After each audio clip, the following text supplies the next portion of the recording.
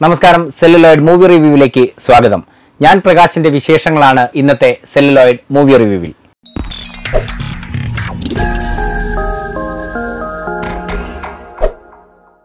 ഒരു ഇന്ത്യൻ പ്രണയകഥയ്ക്ക് ശേഷം ഫഹദ് ഫാസിൽ സത്യൻ അന്തിക്കാട് കൂട്ടുകെട്ട് വീണ്ടും ഒരുമിച്ച ചിത്രമാണ് ഞാൻ പ്രകാശൻ. ഫഹദ് ഫാസിൽ സത്യൻ അന്തിക്കാട് കൂട്ടുകെട്ട് എന്നതിനുമപ്പുറം 16 വർഷങ്ങൾക്ക് ശേഷം ശ്രീനിവാസൻ സത്യൻ അന്തിക്കാടിന് വേണ്ടി പേനയെടുത്തു എന്നുള്ളത് കൂടിയാണ് പ്രത്യേകത. അതുകൊണ്ട് തന്നെ പ്രേക്ഷകരെല്ലാം തന്നെ ആകാംക്ഷയോടുകൂടി കാത്തിരുന്ന ചിത്രമാണ് ഞാൻ പ്രകാശൻ. ഈ പ്രതീക്ഷകളെല്ലാം തന്നെ വെച്ചു പുലർത്തിയ ചിത്രം ആ നിലവാരം തന്നെ പുലർത്തിയിട്ടുണ്ട് എന്നുള്ളതാണ് യാഥാർത്ഥ്യം. സാമൂഹ്യ പ്രസക്തിയുള്ള ഒരു വിഷയം നർമ്മത്തിന്റെ മേമ്പടിയോടുകൂടി വളരെ രസകരമായി തന്നെ ഞാൻ പ്രകാശൻ കൈകാര്യം ചെയ്തിട്ടുണ്ട്. കാർബൺ, വരത്തൻ എന്നീ ചിത്രങ്ങൾക്ക് ശേഷം ഫഹദ് ഫാസിലിന്റെ ഈ വർഷത്തെ അവസാനത്തെ റിലീസായിരുന്നു ഞാൻ പ്രകാശൻ. ആ രീതിയിലും ചിത്രം മികച്ചു നിൽക്കുന്നുണ്ട്. പ്രകാശൻ എന്ന് പറയുന്നത് ഒരു ടിപ്പിക്കൽ മലയാളിയാണ്. നമ്മളൊക്കെ തന്നെ കണ്ടുപരിചയമുള്ള ഒരു യുവാവാണ് ഞാൻ പ്രകാശൻ എന്ന് പറയുന്നത്. അദ്ദേഹം പേരത്ര സ്റ്റൈല് പോരാത്തത് കൊണ്ട് PR ആകാശ് എന്നാക്കി മാറ്റുകയാണ്. ഗസറ്റിൽ വിജ്ഞാപനം ചെയ്തുകൊണ്ടാണ് അദ്ദേഹത്തിന്റെ പേര് മാറ്റുന്നത്. പ്രകാശൻ, PR ആകാശ്. അദ്ദേഹം നഴ്സിംഗ് ആണ് പഠിച്ചത്. പക്ഷെ ജോലിയൊന്നും ചെയ്യാൻ വലിയ താല്പര്യമൊന്നുമില്ല.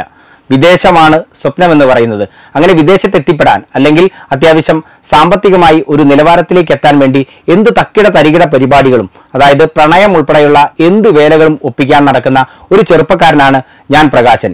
സിനിമയുടെ ആദ്യ പകുതിയിൽ ഈ ചെറുപ്പക്കാരൻ തന്നെയാണ് നിറഞ്ഞു നിൽക്കുന്നത്.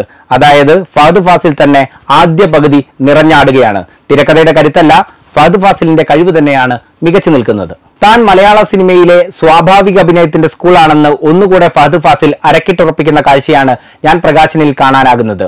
PR ആകാശ് എന്ന് പേര് മാറ്റിയ പ്രകാശൻ വീണ്ടും ജീവിതത്തിലേക്ക് നടക്കുന്നത് ഗോപാൽജി എന്ന് പറയുന്ന കഥാപാത്രത്തിന്റെ പിന്തുണയോടുകൂടിയാണ്. ഈ ഗോപാൽജി എന്ന കഥാപാത്രത്തെ അവതരിപ്പിക്കുന്നത് ശ്രീനിവാസനാണ്. അദ്ദേഹത്തിന്റെ കൈകളിലേക്ക് പ്രകാശന്റെ ജീവിതത്തിന്റെ സ്റ്റിയറിംഗ് ഏൽപ്പിക്കുന്നതോടുകൂടി അദ്ദേഹം മണ്ണിലേക്കും നിഷ്കളങ്കതയിലേക്കും നന്മയിലേക്കും നടക്കുന്ന കാഴ്ചയാണ് സിനിമയുടെ ഇതിവൃത്തം. സിനിമ രണ്ടാം പകുതിയിലേക്ക് കടക്കുമ്പോൾ അല്പം കൂടെ വിഷയം ഗൗരവം ആർജിക്കുന്നുണ്ട്, അല്ലെങ്കിൽ തിരക്കഥയുടെ കരുത്ത് പ്രകടമാകുന്നുണ്ട്. സിനിമയുടെ രണ്ടാം പകുതിയിലെ സംവിധാന മികവും എടുത്തു പറയേണ്ടുന്നതാണ്. വലിയ വിഷയമാണ് അവതരിപ്പിക്കുന്നതെങ്കിലും രസച്ചരട് പൊട്ടാതെ നോക്കിയത് സംവിധായകന്റെ മികവാണ്. അരവിന്ദിന്റെ അതിഥികൾ, ലവ് 24x7 എന്നീ ചിത്രങ്ങളിലൂടെ എത്തിയ നിഖില വിമലാണ് ആദ്യ പകുതിയിൽ ഫഹദ് ഫാസിലിന്റെ നായികയായി എത്തിയത്. പിന്നീട് അങ്ങോട്ട് എത്തിയ താരങ്ങളും ചിത്രത്തിൽ മികച്ച പ്രകടനമാണ് കാഴ്ചവെച്ചിരിക്കുന്നത്. നിഷ്കളങ്കതയും ഗ്രാമീണ ഭംഗിയും ഒക്കെയാണ് സത്യൻ അന്തിക്കാട് ചിത്രങ്ങളുടെ സവിശേഷത. ആ ഗണത്തിൽപ്പെടുത്താവുന്ന ഒന്ന് തന്നെയാണ് ഞാൻ പ്രകാശനും. ഇതിലെ ക്യാമറ എടുത്തു പറയേണ്ടുന്ന ഒന്നാണ്. അതായത് കഥയ്ക്ക് കോട്ടമുണ്ടാക്കുന്ന ഒന്നും തന്നെ ഈ ചിത്രത്തിൽ ചെയ്തിട്ടില്ല. അതായത് കഥയുടെ ഒഴുക്കിനൊപ്പം തന്നെ ക്യാമറ സഞ്ചരിക്കുന്നുണ്ട്. മുൻ സത്യൻ അന്തിക്കാട് ചിത്രങ്ങളുടെ അതേ പാറ്റേണിലുള്ള ഛായാഗ്രഹണമാണ് S. കുമാർ സ്വീകരിച്ചിട്ടുള്ളത്.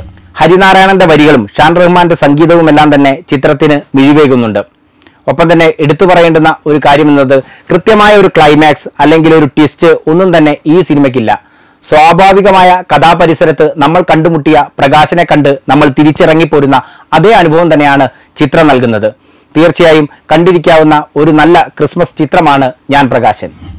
ഓരോ കലയെക്കുറിച്ചും വ്യത്യസ്ത തരത്തിലുള്ള അഭിപ്രായമുള്ളവരുണ്ടാകാം. അതങ്ങനെ തന്നെയാണ് ഓരോരുത്തർക്കും അനുഭവപ്പെടുക. അതുകൊണ്ട് ഞാൻ പ്രകാശനെ കുറിച്ചും അത്തരത്തിൽ അഭിപ്രായമുള്ളവരുണ്ടാകാം. അത് അവർക്ക് വിട്ടുതരുന്നു. ഒരിക്കലും ഒരു സിനിമയുടെ കഥ പൂർണ്ണമായും പറഞ്ഞാൽ സിനിമയെ കൊല്ലാൻ സെല്ലുലോയിഡ് മൂവി റിവ്യൂ ശ്രമിക്കാറില്ല. സിനിമാ ലോകത്തെ ഏറ്റവും പുതിയ വിശേഷങ്ങളും വാർത്തകളും എല്ലാം തന്നെ അറിയാനായിട്ട് നിങ്ങൾ ഈ ചാനൽ സബ്സ്ക്രൈബ് ചെയ്യണം. ഒപ്പം തന്നെ തൊട്ട വലതുവശത്ത് കാണുന്ന ബെൽ ബട്ടൺ അമർത്തുക. നിങ്ങൾക്ക് ഏറ്റവും പുതിയ വീഡിയോസിന്റെ നോട്ടിഫിക്കേഷൻസ് വരുന്നതാണ്. മഞ്ഞിന്റെ കുളിരുള്ള ഈ ക്രിസ്മസ് കാലം എന്ന് പറയുന്നത് സിനിമകളുടെ പെരുമഴക്കാലമാണ്. ഈ സിനിമാ വിശേഷങ്ങളെല്ലാം തന്നെ നിങ്ങളിലേക്ക് എത്തിക്കാനുള്ള ശ്രമത്തിലാണ് സെല്ലുലോയിഡ്. എല്ലാ വീഡിയോസും നിങ്ങൾ കാണണമെന്ന് അഭ്യർത്ഥിക്കുന്നു. മറ്റൊരു വിശേഷവുമായി വീണ്ടും കാണാം. നന്ദി.